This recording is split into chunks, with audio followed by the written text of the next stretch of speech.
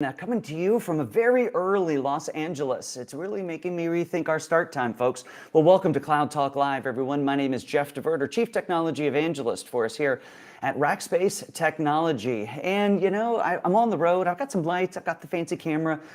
I don't have a lot of the overlays and the sound effects, but we're gonna power through this thing. So you know all the rules. I'd love for you to introduce yourselves. This is not just my guest and I, Robert and I, talking to you. We want to engage you in the conversation. The only way we can do that is if you introduce yourself. Tell us who you are. Tell us where you are. Put it right down there in the comments of whatever platform you're watching us on: LinkedIn, YouTube, the Twitters, or X, or whatever we call it these days. It's hard to keep up. Also, this audio, the audio from this event, will be available in the podcast stream. The only way you can get that, of course, is to subscribe to the podcast Cloud Talk. It's found anywhere the podcasts can be found. So check it on out. And also, every Thursday now, we have brand new content coming out. In fact, this week, it's an interview that I did with Brian Lilly. Now, Brian is the president of Private Cloud Technologies here at Rackspace, and quite an accomplished individual. I think you will really enjoy that conversation. All right. Oh, yes, Susan, we do miss Rob Legess. We'll talk about Rob for just a few minutes when Mr. Scoble joins us here. Welcome from Mumbai. We're glad that you're here. Chicago is here. Welcome, Tony. Glad that you have joined. And Texas. Of course, Texas has to show up. I wonder if anybody from California is going to be here, other than Robert and I, because it is ridiculously early. All right, who else do we have here? Fathom Realty in San Antonio, welcome. I love that. Julie is here. Julie, glad that you're here from Dublin. Are you working today or are you on vacation? All right, enough of me chit-chattering. Everyone, welcome. So glad that everyone is here. Join in, say hi to Robert Scoble. He is somebody that I have known for a good long time. Followed him, of course, before he became a racker, was very aware of who Robert was.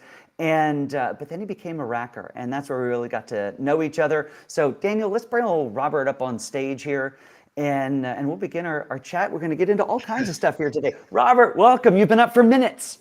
I've been up for get up fast, right? Get up much earlier than I usually. Oh, good, man. Hey, it's so glad to see you. I'm so glad that you're here. Thank you for being a part of the program here today. Thank you. Thanks for having me on. Absolutely, Robert. You and I spent a fair amount of time together when you were over with us at Rackspace. And of course, Susan Price, you saw the comment maybe stream by really quickly on the side there that, makes her think of our good friend, Rob Legess. That was a sad passing. We miss him a lot. He's one of those guys who would call you at 11 p.m. and then we would talk till 5 in the morning or something. Yep. He and I had some really interesting conversations. But quite a unique individual. I've never known somebody to be as passionate about the things he was passionate about, but yet I think the right word to use is graceful and forgiving if somebody didn't agree with him.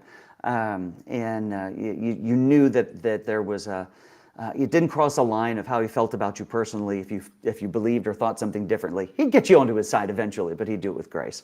Oh yeah, and he had his ways. He called my wife to get me hired as a racker. That's awesome. Yeah. So Rob was the one who brought you in and convinced you. Although apparently it sounds like he convinced your wife. Yeah, that's the way the world works, isn't it? I don't know what you're talking about, Robert. I don't know what you're talking about. Well, hey, when you were with us over at Rackspace, you helped tell the story of what Rackspace was up to at the time. You had been doing that, of course, as you came out of Microsoft. But as you left us, you were really captivated by what was happening in the AR/VR space. Yeah. And now we find a lot of your conversations are centric in and around AI. Not that you have don't talk about other things, of course. No, I still talked about AR a lot.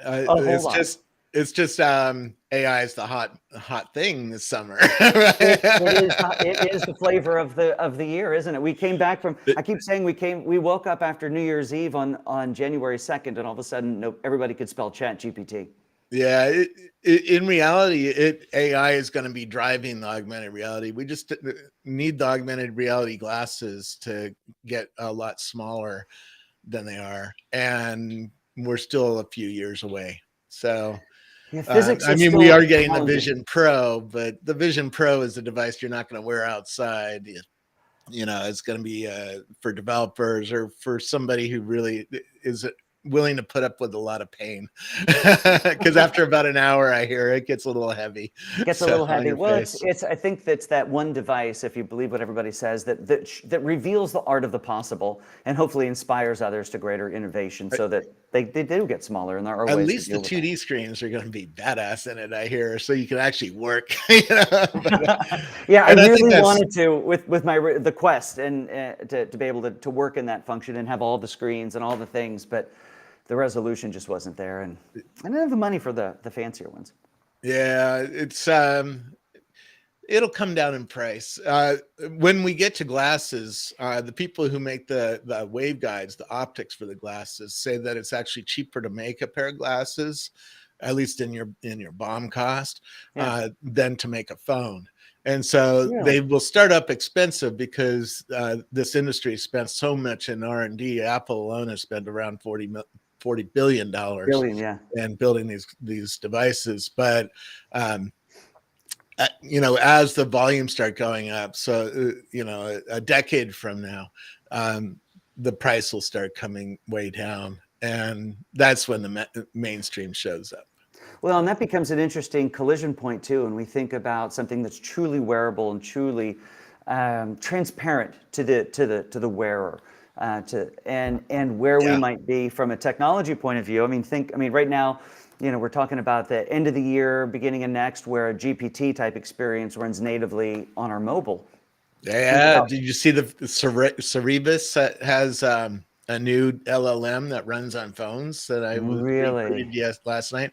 And this is magic, right? Because it crunches down, it compresses a lot of human knowledge into that LLM, that large language model, and it right. runs without being connected. So you could be on your phone talking to your AI, even out in Yosemite or Yellowstone where there's no connectivity, assuming you don't have a And still Starlink. have your personal assistant there explaining, the Yeah, intricacies or of whatever humans. you want, right? Yeah, You could be talking to it about, what to do in the backcountry in Yosemite and probably would know something. probably would know something. Who knows how much power it's going to consume? But it really does bring that art of, yeah. It's the second time I've used the phrase art of the possible when we think about if those large language models with that amount of power and capability can exist natively in a mobile device. Yeah. What could it do about arranging my day, about communicating with the emails that are coming in, engaging with the world even while I'm Or sleeping? even saving your friend's life, right? If you're in the backcountry and you have, your friend has a heart attack, what do you Yeah, do? Oh, let's look it up, and it'll yeah. tell you.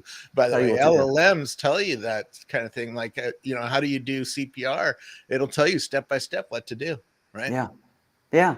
Well, Robert, what are you up to these days? What fills your Oh time? man. As you've transitioned away from Rackspace years ago and gone off to other bigger and greater things. Other than my addiction to Twitter, which is Or now, I guess, X. X. Everything is X. Yeah. Everything. Elon, man, he gets in there and just changes everything up, and gotta love him or hate him for it. But yeah, That is the magic of Elon, love or hate. I'm following 70,000 people in the AI space on X, and Yeah. I'm following about 6,000 over on Threads. So we could talk about social networking. Yeah. I did write a book about that a long time ago, right? Yeah. But yeah, I'm talking to a lot of AI people and watching that space real closely Yeah. and trying to make sense of it, and then working with Irina to write papers about what's coming. And we've written, I think, 7 papers so far that are about 50 pages that talk about things like the new Siri or Yeah. whatever. And I'm about to start up a new show that, in fact, you're the first one to see my new setup here. We painted the Nice. walls and got it all set up to look Very pretty honored. nice. So I'm getting ready for a new show that's going to be about AI and AR Very cool. Well, let's mostly. talk a little deeper around the AI stuff. There's a lot of, Yeah. there's so many angles you could take on it. In fact, you posted yesterday, reposted a link to a new Apple patent. When we think about AI and it's this, I think where things get really interesting is that collision Yeah. between the organic and the silicon. Right. And it was about their patent around a new interface that they are patenting for. They designed it into an earbud of how electronics might be that human to brain in interface. What are your thoughts about that? Well, we're clearly heading that way. In fact, I won't get it, but I have a device over here from a company called NextMind that Yeah. puts a series of sensors on the back of your head where your brain does the visual processing. So by reading the electrical signals coming off the back of your head, the AI can figure out some things that you're looking at. Right. Right, just from outside your head. We're Just not talking amazing. about Neuralink putting wires on the brain, Yeah. but so you're starting to see devices like this come along. I just don't. I don't like wearing it. Yeah. It's not very comfortable because it has to press the sensors against your skin to even have an attempt to pick up To pick up what's stuff. coming off the brain in the back. Um, but there's other devices coming. Zuckerberg has an armband where you can just by barely thinking about shooting somebody, you can shoot somebody, right? Because it picks just a little twitch up from your Just, electrical signals yeah. and can pick up things like that and add an extra arm to your games or something like that, right? Mm, Because you can control that extra arm differently than you control this arm, right? So yeah. Very a interesting. fun And that, world of course, coming. that, of course, being the bleeding edge of what's happening in the space. But let's talk about it maybe from an enterprise, from a business point of view. Yeah. Where do you think, even today, that companies should be utilizing AI to create an advantage? And meaning an advantage could be defined as getting a product to market faster, having an edge up against a competitor, whatever that might be. How could they be doing more if they were using AI effectively today? Oh, well, when I talked to Volkswagen, they digitized their entire factory floor. They made a Yeah, digital twin of that, right? yeah. And now they did that partly to do training, but partly to be able to reorganize the factory virtually and try it Mm, out before they get on the real factory floor and change $1 billion worth of stuff, right? right. Impact delivery times. Yeah, It's hard to do that while you're actually running the factory. So, but you can start thinking about, oh, what are you going to do with that data in the future, particularly if you're able to watch the workers work with yeah, 3D sensors? What kinds of patterns could the factory be taught to see, right? And there's a lot coming. Let's go through just the basics, right? yeah. If you haven't used Chat GPT or something like it, a large language model that you've made yourself, you might not be aware how good it How is, right? really good it And is. how bad it is. It's sort of it messes with your head because it's really really amazing, but then it'll And then they'll say something so confabulate an stupid. error, Yeah, you know. And so you're right.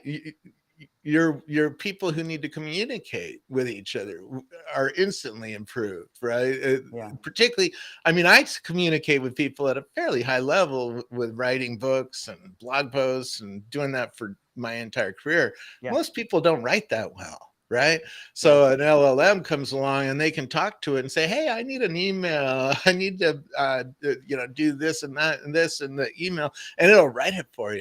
And it's like, wow, that really does bring everybody's communication level up. So just Right, train your workers to use it, right. and figure out how to make it possible for them to use it.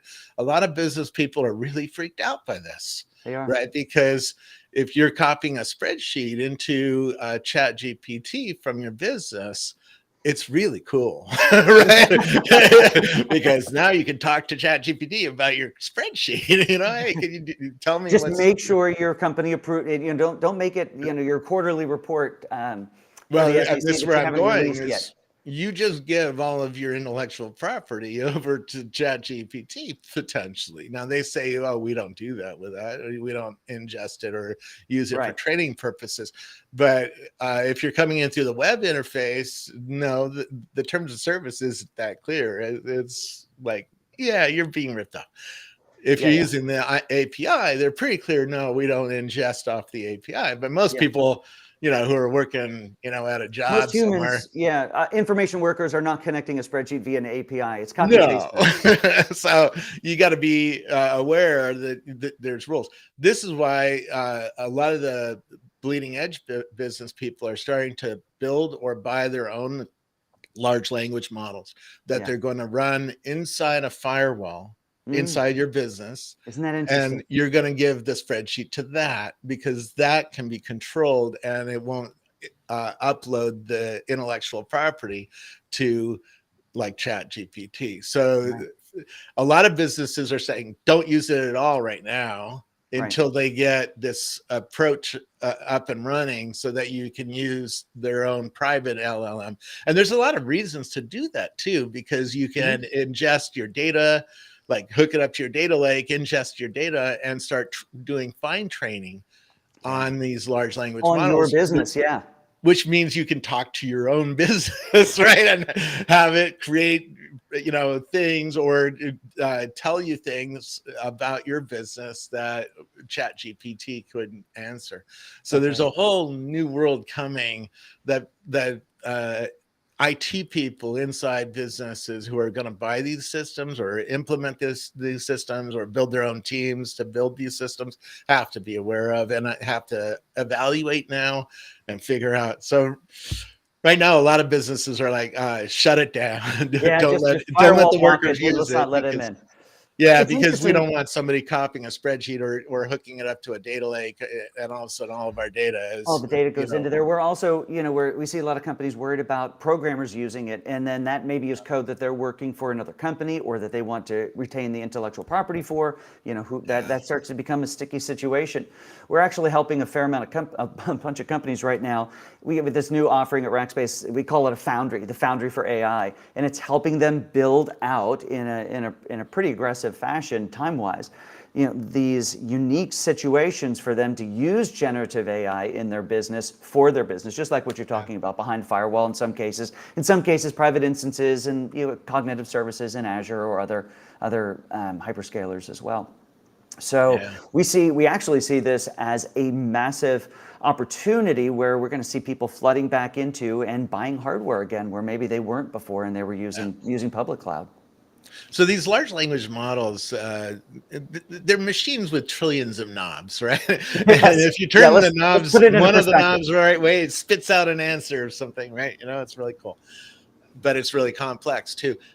The bleeding edge people, like if you go to Stanford's AI group, they're now chaining large language models together to do various tasks. For instance, they had one spitting out one side of a debate, had another one spitting out the second side of a debate, and then had a third one judging the two on no way who won, on who was winning the debate, right? And they're doing that to try to figure out how to remove the error problem. Right, because these LLMs are hallucinating or confabulating errors. In an Austin restaurant, I asked it, "What should I eat at this restaurant?" And it told me, it gave me 6 things, but 2 weren't even on the menu. Right, so you got to be aware that it causes errors, and you have to build systems to get rid of the errors. Right, to validate the errors, and there's lots of work going on there. So I think over the next year, you're going to see a lot of work to get rid of these errors and or validate the answers and or show where the answer came from, those kinds of things, which ChatGPT isn't really good at yet. No, but I find that it is over on the Bing side of the house. So actually, when I wrote the title and description for this event, I used the Bing chat features, and it does cite where it gets all of its data, and you can even ask it where did the stuff come from, and it's putting the citations in it, and that's one of the reasons I use that specific model for things like this, is because it is current on what's happening. So it went out and grabbed your information from LinkedIn. It went out and grabbed some of your other content and used that then in formulating the description that we then had a conversation about to refine it better. But that's ultimately how we got where we were here. And that goes back to your point, Robert, of folks really should just start using it personally to do their non-IP specific stuff. I was creating things to be used on the internet. So it's a perfect scenario for it. Yeah. Because it shows a blog post based on this conversation. By the way, this is really crazy. You could take, an hour from now, you could take the video or audio from this conversation, stick it into ChatGPT through Whisper's API. And once it's in, then you can talk to it. You can say, can you write me a tweet based on this conversation that Jeff and Robert just had? Or can you write a blog post or whatever you want, right? Yeah. It's crazy. Well, and I think I'll have to do that and then write a blog post about writing the blog post through AI. Which gets down to what it does well. Is, some things it is more accurate at, some things it's less accurate at, right? Yeah. Listening is one of the things that seems to be really accurate. A psychiatrist I know, at a company called the Palo Alto Clinic, Yeah. she had worked with an entrepreneur at Palo Alto Clinic to build a listening system. So it listened to a therapy session I had with her. I saw your And post about then this. Yes. as it was going along, it was writing highly scientific notes, 7 different kinds of notes. So each note had a whole prompt that it gave the engine to teach it what to do with the transcript it got. And it wrote down, oh, Robert Scoble has PTSD because of this, and and he has this thing and this thing, right? And it just was amazing. In half an hour, it found a lot of my mental illnesses, right, and laid them out. And I posted the notes on Twitter. You should yeah. But this is something that AI does really, really well. In fact, on the OpenAI ChatGPT iPhone app, in the prompt area, there's a little icon that lets you turn on the microphone and talk to it. That's using Whisper's API. Oh, really? You can turn that on, and this is a fun bar trick to do. You can turn that on in a extremely noisy environment, like a factory floor or a bar where there's a lot of noise and music and people, right? Right. Hold the microphone 2 feet away from your mouth. It still understands you. That's 100%, right? And it writes a transcript. Once you send up a transcript of a couple minutes of you talking about some technology or some issue, then it'll start answering you back. It's really crazy, like having a conversation with you. Like, oh, it sounds like you 2 blokes are having a fun conversation this morning about AI. Did you consider this or that? You should have asked Robert this question. Robert should have said this when you asked him that question. Yes. That's when it turns freaky, when you're starting to have a conversation with an AI and it's like a human, and you're like, wow, right? And I know people who are trying to use this large language model listening on factory floors in machines because it can hear patterns humans can't hear. Well, and we helped a mining company. Like, is the machine breaking? Yes. Well, we helped a mining company do that with one of these. I mean, there's these gargantuan machines that if they break, millions of dollars are lost on a daily basis. And we put sensors in there that just sense the hum of the motor, all the things. And when it started to sense something out, it could tell what it was, ordered the part, scheduled the maintenance, and somebody shows up to fix the thing. And why are you here? Oh, because the thing, it's going to break. Yeah. I just had some Freon put in my AC unit, my HVAC unit, and it's coming on fewer times this summer than it did last because it's more efficient, right? It's like, oh, maybe we should have a computer watching that, right? Maybe we and should. AI is that kind of thing. That's where I would go for AI. Hey, watch this pattern and see if something has changed. Right? Yeah. Or see if something's changed compared to everybody else's machines, right? Yeah. Well, all right. Well, Susan is teeing me up here. We're getting to the top. We're at the top of the hour, end of our time, Robert. But obviously, this isn't the last we'll hear from you, and you are quite vocal out in the world about all this stuff. So where do people find you? Where are the good places? Twitter is still the best. I'm on Threads too. I'm on LinkedIn and Facebook, but Twitter is where I can watch 70,000 people, or X is where I can watch 70,000 people for the moment and retweet them. And that's a big part of what I do. So right now, X, or whatever they used to call Twitter. Exactly. Well, and I've been trying to keep up with some of the names that have gone by, but folks that you would have remembered, Shaggy's in here. You may remember him from Rackspace. I do. Saying nice things. So people can find you there. Thank you, Daniel, for posting at Scobleizer. Well, Robert, thank you so much for being a part of this. I'm going to bend your arm to come in and do a longer form podcast coming up. So folks, make sure you subscribe to the podcast as well so that you can hear that conversation. Have an amazing day. The studio looks fantastic. When can we expect to see your show? Soon. Soon. Probably next week or so. And on X, Twitter X? Yeah, that's where it'll be for now. Yeah. Okay. Unless somebody convinces me to go somewhere else, and they haven't yet. No, it's more about having this conversation with a lot of people, and Twitter can be filtered. Threads is fun, but it's very noisy because there's no way to filter out cat photos. Which I love cats, but I don't want to see them You don't on my need that social many of them. network when I'm looking Yeah. for AI people, right? That's right. That's right. Well, Robert, thank you so much for being on the program. So good to see you. I really have missed getting to spend time with you. So thank you so much for being here today. Everyone, you'll be able to follow this, see it on YouTube, of course. It's on LinkedIn. The audio of this will be available on the podcast stream as well. And I'm going to go shove the audio to this in through Whisper into ChatGPT and see what goodness we can get it to create for us, Robert. It'll write your titles. Will it write them well? That's another question, but So I already told you, one of my favorite things to do with it, this is a complete aside, is to then have it do this stuff in a different voice. So I was working on one I mentioned I got this podcast coming out about private cloud. And so it came up with a bunch of titles. And I like to say, give me 5 of them, order them by this, change it by this. And then I said, now write them in the voice of Seinfeld. And my favorite one, of course, was, what's the deal with private cloud? Nailed it. It's a lot of fun. It's endless fun for a weekend, playing with the AIs. All right, everybody. Have a great day. Robert, now that you're up and going, go have breakfast. Great to see you. And folks, we hope you have a great day. We'll be back here next week with another episode of Cloud Talk Live. Thank you so much.